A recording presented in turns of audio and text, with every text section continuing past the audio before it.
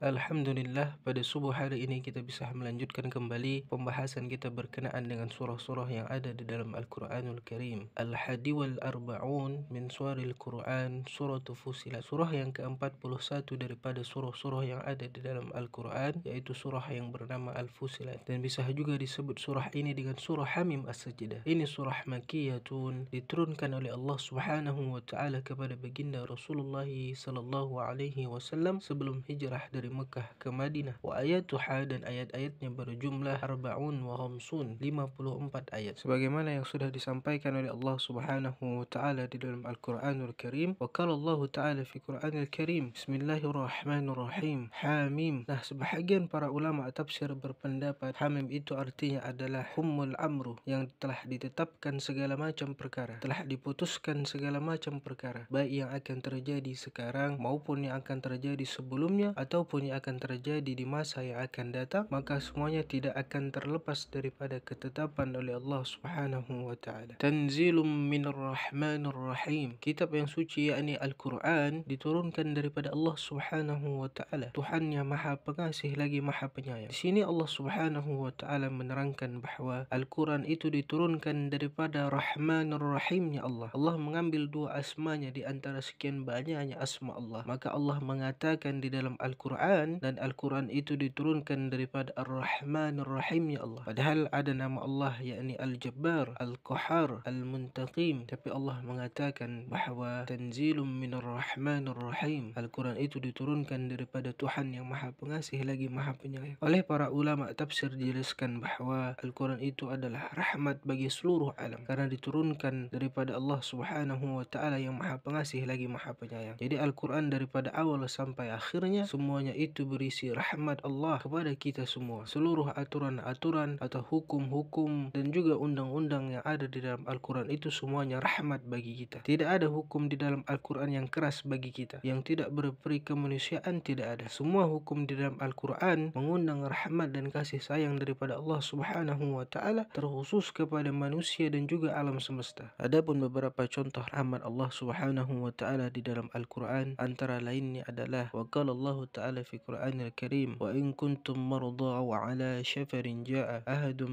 minkum minal ghaiti aw lamastumun nisa falam tajidu ma'an fatayammamu sa'idan tayyiba. Ujar Allah Subhanahu wa Ta'ala, andai kamu sakit atau kamu dalam perjalanan dan kamu berhadas tidak dapat air, maka bertayamumlah kamu. An-Nisaa falam tajidu ma'an fatayammamu sa'idan tayyiba. Nah, ini satu rahmat daripada Allah Subhanahu wa Ta'ala di dalam Al-Quran, agar kita bisa salat walaupun dalam keadaan tidak ada air. Tidak dipaksakan Allah kita untuk mencari air. Dan lagi contoh di dalam Al-Quran tentang berpuasa, Allah menyampaikan wa qala Allah Ta'ala fi Quranil Karim, faman kana minkum maridan aw ala shafarin fa'iddatum min ayyamin ukhar. Barang siapa sakit, barang siapa musafir, maka boleh baginya tidak berpuasa, dan hendaknya dia mengganti puasanya itu di lain hari. Nah, ini hukum Allah Subhanahu wa Ta'ala di dalam Al-Quran yang mengandung rahmat dan kasih sayang kepada kita. Dan ada pun lagi contoh qiyasnya, sebagaimana qiyas adalah orang yang membunuh dengan sengaja, merencanakan pembunuhan dan lainnya, maka bunuh dia sebagai balasan. Nah, ini bukan Al-Quran itu tidak berperi kemanusiaan, tapi justru hukum bunuh itu adalah sebagai rahmat untuk menyelamatkan dirinya bagi orang yang membunuh itu sendiri. Wa qala Allah Ta'ala fi Quranil Karim, ya ayyuhalladzina amanu kutiba alaikumul qisas fil qatl, al-hurru bil hurri wal 'abdu bil 'abdi wal untha bil unth. Hai orang-orang yang beriman, diwajibkan bagi kalian melaksanakan qisas berkenaan dengan orang yang demikian itu. Bil 'abdi wal untha bil unth, faman 'ufiya lahu min akhihi syai'un fattabi'um bil ma'ruf wa ada'um ilaihi bi ihsan. Akan tetapi barang siapa yang memberikan maaf kepada perkara yang demikian itu, maka sungguh itu adalah perkara yang mulia dan dipuji oleh Allah Subhanahu wa Ta'ala. Wa katabna alaihim fiha anna an-nafsa bin nafsi wal 'aina bil 'aini wal anfa bil anfi wal uzuna bil uzuni was sinna bis sin wal juruha qisas. Dan hukum qisas ini juga tidak sembarangan, ada beberapa syaratnya. Contoh macam kita tidak sengaja membunuh atau kita sedang mempertahankan diri kita, nah ini tidak dihukum bunuh. Syarat-syaratnya itu seperti sengaja membunuh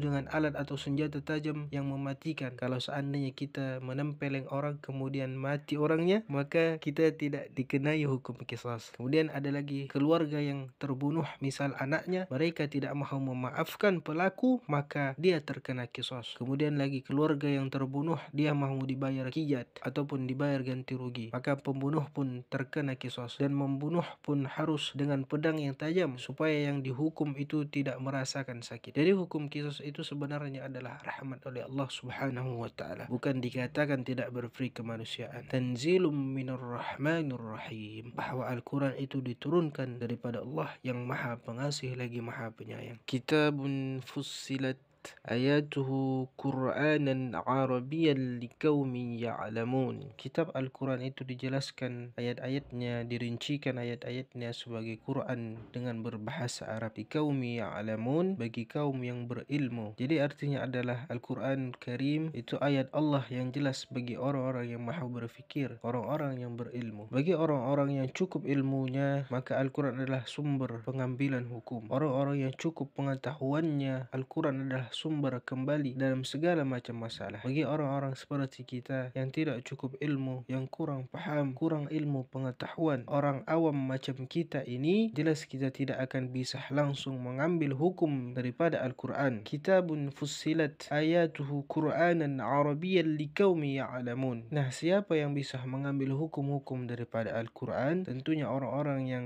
dianggap sebagai ahli ijtihad, orang-orang yang mampu untuk berijtihad, orang-orang yang sudah menguasai Al-Quran dari awal sampai akhir, yang menguasai hadis-hadis daripada baginda Rasulullah sallallahu alaihi wasallam. Nah, mereka inilah yang mampu mengambil hukum didasari daripada Al-Quranul Karim. Menyampaikan abhamun nas bi kalamillah al-anbiya. Orang yang paling mengerti dengan kalam Allah adalah para nabi. Yang paling faham Al-Quran itu terkhusus yakni nabi kita baginda Rasulullah sallallahu alaihi wasallam. Apa maknanya Al-Quran, tujuannya Al-Quran, nah itu nabi kita paling mengerti. Wa abhamuhum bi kalamil anbiya al-ulama. Orang yang paling mengerti dengan perkataan para anbiya adalah para ulama. Orang yang paling mengerti dengan perkataan nabi kita adalah para sahabat, karena sahabat hidup bersama dengan baginda Rasulullah sallallahu alaihi wasallam. Dan orang yang paling mengerti dengan perkataan para sahabat adalah para tabi'in, dan seterusnya sampailah kepada kita. Jadi kita tidak akan bisa langsung memahami hadis-hadis baginda Rasulullah, apalagi memahami Al-Quran secara langsung, karena sangat jauh masa kita dengan masanya baginda Rasulullah sallallahu alaihi wasallam. Nah, yang kita ada dengan saat ini hanyalah merupakan daripada perkataan para ulama. Orang yang mengatakan kalau dia ini tidak memakai perkataan ulama langsung saja kepada Quran dan hadis, berarti ini orang tidak punya agama. Yang menjelaskan Al-Quran kepada kita siapa? Yang menyusun para hadis-hadis itu sehingga bisa kita fahami sekarang ini siapa? Tentu saja para ulama. Jadi kalau orang yang tidak mengikuti ulama langsung saja hendak kepada Al-Quran dan hadis, berarti ada masalah dengan ini orang. Apalagi sampai berani memakai pendapatku, menurutku seperti ini. Apa ini menurutku? Waqala Nabi sallallahu alaihi wasallam, innama a'malu binniyat. Ujar siapa hadis itu? Ujar Al-Imam Bukhari. Siapa Al-Imam Bukhari? Ulama. Dan di dalam kitab Faidul Qadir Syarah Jami' As-Saghir halaman 24 disebutkan bahwa Al-Imam Bukhari itu hafal 600,000 lebih hadis bersama dengan sanad-sanadnya. Tapi dalam ilmu fikih beliau bermazhab kepada mazhab kita, yakni Al-Imam Syafi'i. Wa tafaqqaha Al-Bukhari fi ashab Syafi'i. Beliau Imam Bukhari belajar ilmu fikih dengan murid-muridnya Imam Syafi'i. Nah, orang yang sekelas Imam Bukhari sahaja bermazhab Syafi'i, terus kita macam orang awam ini tidak mahu bermazhab 4 mazhab, sungguh lancang sekali kita ini mengatakan yang demikian langsung kepada Quran dan hadis. Nah, insyaAllah di lain kesempatan kita akan melanjutkan kembali pembahasan kita pada surah ini. Allahumma a'inna ala zikrika wa syukrika wa husni ibadatik. La ilaha illa anta subhanaka inna kunna minaz zalimin. Allahumma barik lana fi Rajab wa Sya'ban wa balligh